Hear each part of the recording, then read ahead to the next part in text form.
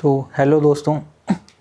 तो जैसे मैंने लास्ट टाइम एक किताब के बारे में कुछ रिव्यू दिया था कि उस किताब के बारे में मैं क्या सोचता हूँ। आज आज मैं किसी एक डिफरेंट टॉपिक के बारे में बात कर रहा हूँ, जो कि एक पब्लिक इंटरेस्ट का टॉपिक है। ये टॉपिक है अरावली को लेके। आजकल आपने देखा होगा कि अरावली को लेके बहुत ज़्यादा सोशल मीडिया पे कैंपेन चल रही है। The campaign is save Aravalli. और एक्चुअल में भी ऑन ग्राउंड भी बहुत सारे प्रोटेस्ट हो रहे हैं, अरावली सेव अरावली और इस तरह की चीज़ें चल रही हैं। तो उसके बारे में बात करना चाहूँगा। ये जो टॉपिक है वो बेसिकली आया क्यों और लोग इस तरीके से मतलब ये क्यों चल रहा है। अगर सोशल मीडिया पे कैंपेन चल रही है तो अच्छी बात है कि हम शायद मतलब अब हमारा यूथ इन्वायरमेंट को लेके भी थोड़ा सा सीरियस है और एटलीस्ट सोशल मीडिया के ही थ्रू उन्हें कुछ पब्लिक इंटरेस्ट की चीज़ें के बारे में पता लगा है। अच्छी बात है। अब ये प्रोटेस्ट हो क्यों रहे हैं। ये प्रोटेस्ट बेसिकली हो रहे हैं इस बात को लेके कि सुप्रीम कोर्ट ने अरावली की एक डेफिनेशन बताई है। वो जो डेफिनेशन है वो डेफिनेशन ये है कि जितनी भी हिल्स हैं, अरावली हिल्स जो हैं, जिनकी हाइट 100 मीटर से नीचे है उनको अरावली हिल्स नहीं माना जाएगा, और 100 मीटर से ऊपर की जो हिल्स हैं उन्हें ही सिर्फ अरावली हिल्स माना जाएगा। तो इस बात पे प्रोटेस्ट चल रहा है। और सोशल मीडिया पे एक पॉइंट ये भी आ रहा है, देखने में ये आ रहा है कि परसेप्शन ये बन रही है कि सुप्रीम कोर्ट इज़ बेसिकली इसके लिए रिस्पॉन्सिबल है, और उन्होंने ये जो डेफिनेशन दी है, सुप्रीम कोर्ट ने डेफिनेशन दी है। सुप्रीम कोर्ट ने अपनी मर्ज़ी से कुछ डेफिनेशन बना दी अरावली हिल्स की, और बहुत सारा चल रहा है इसके ऊपर। तो हम इस पर थोड़ा सा गहराई से थोड़ा चर्चा करेंगे आज।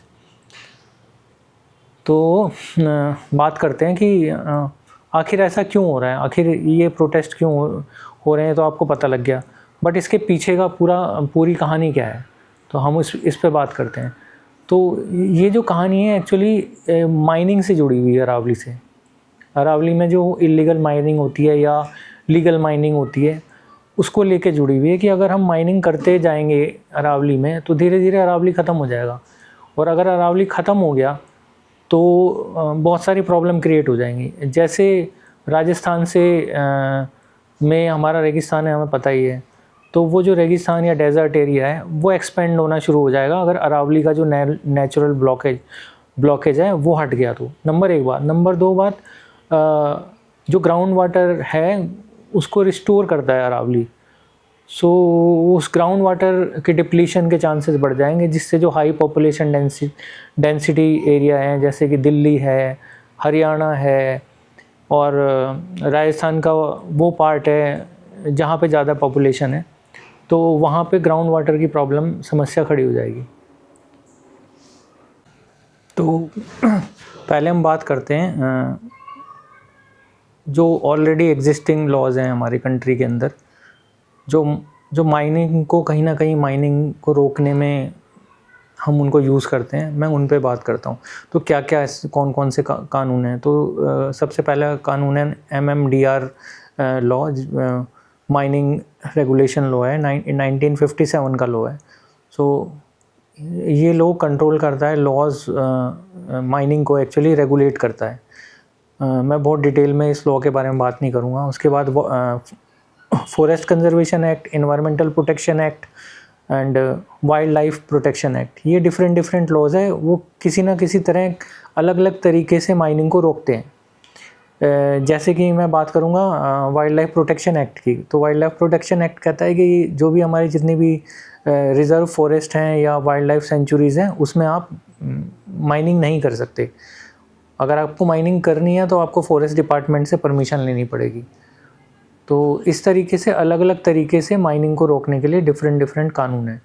अब इन कानूनों की दिक्कत ये रही है कि ये कानून जो है ना ओवरलैपिंग है।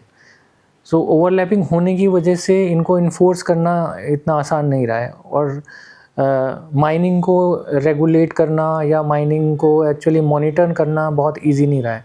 तो इसका फ़ायदा जो माइनिंग करने वाले लोग हैं उन्होंने उठाया है। जैसे इल्लीगल माइनिंग की हम बात करें तो इल्लीगल माइनिंग का मतलब कि बिना लीज़ के या बिना लाइसेंस के माइनिंग करना। सो एक बड़ी प्रॉब्लम है। तो ये होती है अरावली में, और ये बहुत पहले से है, 1980s से वहाँ पे माइनिंग हो रही है। उसके बाद है कि कुछ लोग हैं लाइसेंस मिल गया और आपको लीज़ मिल गई, लीज़ ख़त्म हो गई, लाइसेंस ख़त्म हो गया, उसके बाद भी आप माइनिंग कर रहे हैं क्योंकि मॉनिटरिंग नहीं हो रही है। तो ये इल्लीगल माइनिंग की प्रॉब्लम बहुत पहले से है, और माइनिंग की जो हो रही है या फिर अरावली का जो संकट है वो बहुत पहले से है। ये कोई नई समस्या नहीं है।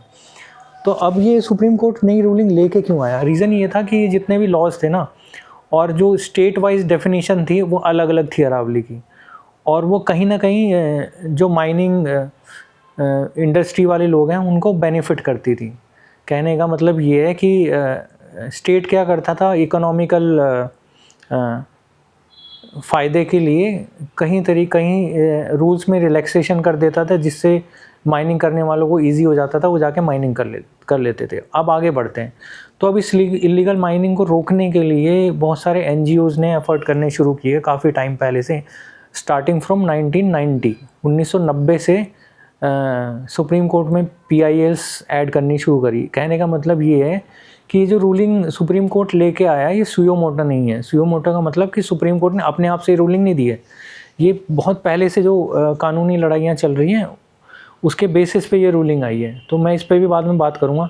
तो ये लड़ाई चल रही थी कानून में। तो एक इम्पॉर्टेंट केस था 1996 में, MC Mehta versus Union of India.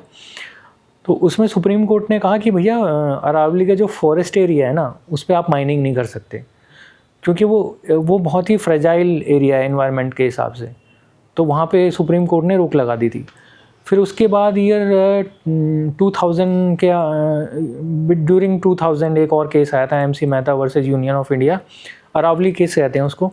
उसमें सुप्रीम कोर्ट ने लगभग 31 माइनिंग साइट्स पे बैन लगाया था इन हरियाणा, और उसमें उन्होंने स्टेट गवर्नमेंट को बहुत ही क्रिटिसाइज़ किया था इस चीज़ के लिए कि वो बिना सोचे समझे जो है माइनिंग के लाइसेंस इशू करते रहते हैं।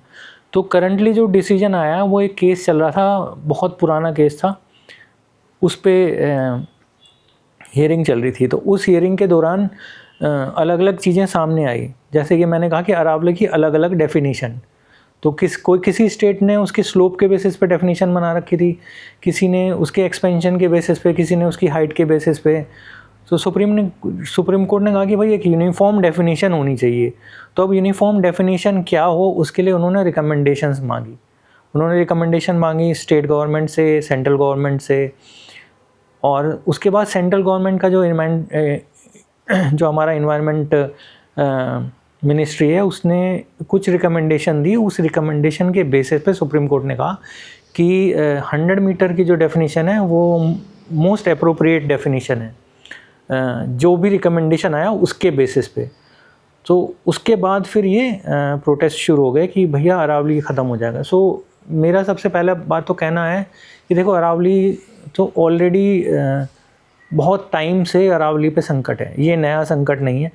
तो जो बच्चे सोशल मीडिया से शेयर कर रहे हैं अरावली बचाओ और ये सब चल रहा है कैंपेन, मैं उसके सपोर्ट में हूँ, बट आपको ये पता होना चाहिए कि नई चीज़ नहीं है। अरावली ऑलरेडी बहुत ज़्यादा अरावली को लॉस हो चुका है, नुकसान हो चुका है।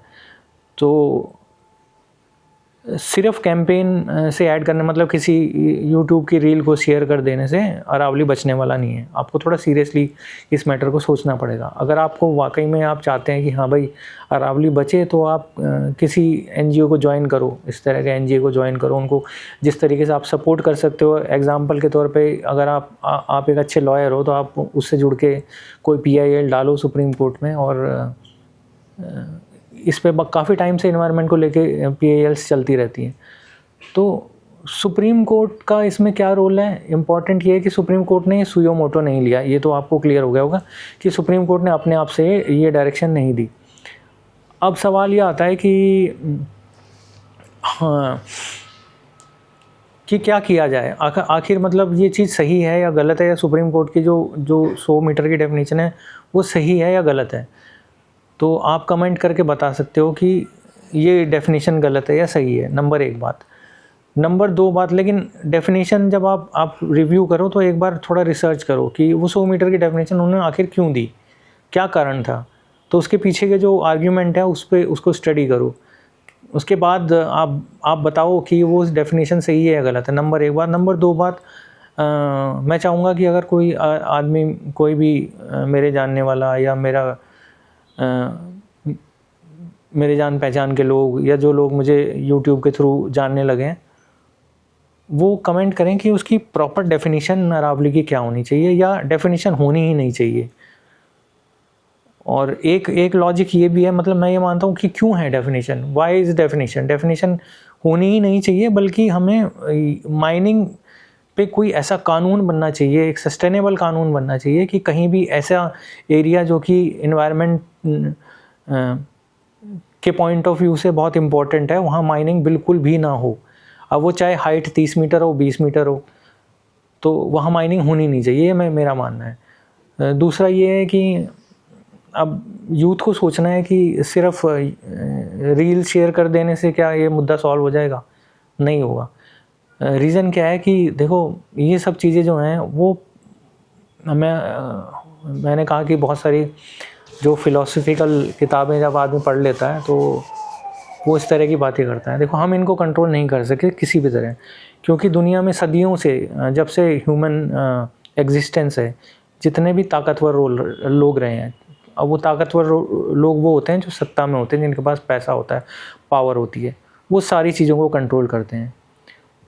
और वो अगर आप उनसे लड़ने जाओगे, आप उनसे कभी नहीं लड़ पाओगे। सो चेंज जो आता है, वो चेंज आता है अपने आप से, अपने अंदर से। जैसे सिविक सेंस है एग्ज़ाम्पल के तौर पे, तो आप सिविक सेंस का मतलब है कि एक छोटा सा एग्ज़ाम्पल है, गंदगी की बात कर लेते हैं। जो हमारे शहरों में जगह जगह कूड़ा पड़ा रहता है, हम कुछ भी खाते पीते हैं, कहीं पैकेट फेंक देते हैं, कुछ कर देते हैं। तो इसके लिए गवर्नमेंट रूलिंग लेके आएगी, आ सकती है रूलिंग लेके, या कुछ एफ़र्ट भी कर सकती है। बट एक्चुअल चेंज तब आता है जब आप अपने अंदर से चेंज करना शुरू करते हैं, आप अपने को चेंज करना शुरू करते हैं, तभी चेंज आएगा। सो ना तो आम जनता को लेके और ना तो इन्वायरमेंट को लेके, ये पावरफुल लोगों को इनसे कोई मतलब नहीं होता। अगर इन्वायरमेंट पे कोई असर पड़ेगा, किसी तरह की कोई प्रॉब्लम आएगी, गर्मी बढ़ेगी, ज़्यादा बारिश होगी, ज़्यादा सूखा पड़ेगा, तो उसका असर जो होता है वो हम लोगों पे पड़ता है, इन लोगों पे नहीं पड़ता। इन लोगों पे कभी नहीं पड़ेगा, ये अपना इंतज़ाम कर लेते हैं। तो इसी थॉट के साथ हम इस वीडियो को ख़त्म करते हैं। आप जैसा भी आपको ये वीडियो लगी है, आप कमेंट करके बता सकते हैं। और जो मैंने बताया कि क्या प्रॉपर डेफिनेशन होनी चाहिए अरावली की, क्या नहीं होनी चाहिए, आप कमेंट करके बताएं। Thank you.